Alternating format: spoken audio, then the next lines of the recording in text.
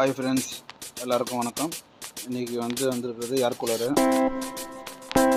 Blue star தான் வந்திருக்கு air cooler நம்மளுக்கு சர்வீஸில். இது என்ன பிரச்சனைன்னு பார்த்தீங்கன்னா,